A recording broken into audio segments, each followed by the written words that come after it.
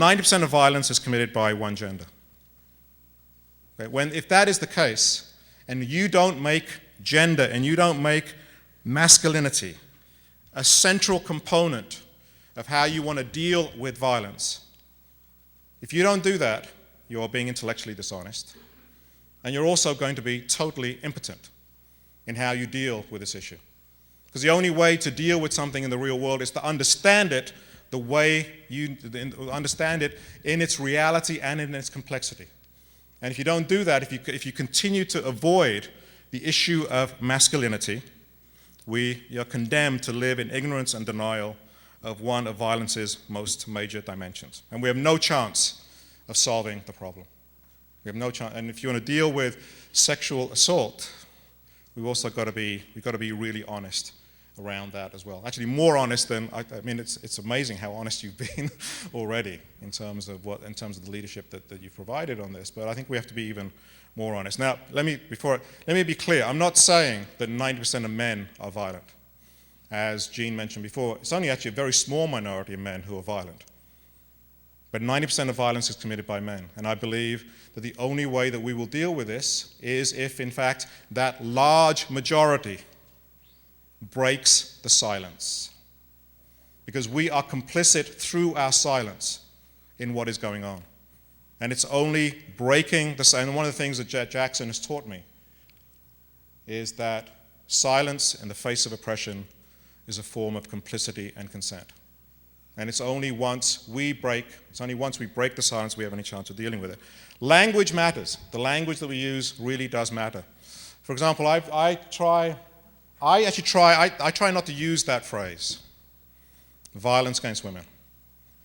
So I think it's a very bad phrase.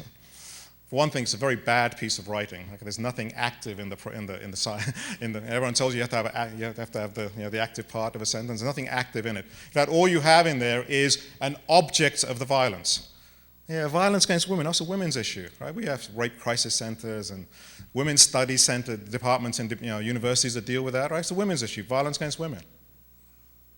Well, you only got to put one word in that to change whose problem it is. Who's doing the violence? Right? You immediately become a better writer because you've now got a subject of the violence as well as an object of it. And you're now being into it. Men's violence against women makes that a men's issue, not a women's issue. Of course, women have a role to play in this, but essentially it is a men's issue. And until men take it seriously, and until we in fact, organize around it, until we break our silence, we have not a hope in hell of dealing with that issue. That's why it's very encouraging. The fact that we're gathered here today is a recognition that the top leadership in the Army has learned this lesson. It is really, really encouraging. You are way ahead of the rest of the culture. I speak at universities all the time, and I try and convince universities to take this on. You think universities would want to? No university will even touch this with a 10-foot barge pole, because in fact, to do it means they have to admit the problem of sexual assault, which means that their enrollments will suffer. They think, and so for them, it's a PR problem. It's not a real. The problem is a PR problem, and so universities are silent on this. University presidents, who you would think will be dealing with this, are absolutely silent on this. And that is why I'm really encouraged, at the kind of work that is being done in the military. And it's the same way, again, as Frederick mentioned before, the same way that the military took the lead, that the Army took the lead around racism and integrated the armed forces before the rest of the society was integrated and was a leader in that. I think actually you have the same chance of doing that around issues of gender violence and sexual assault, of taking that kind of leadership position.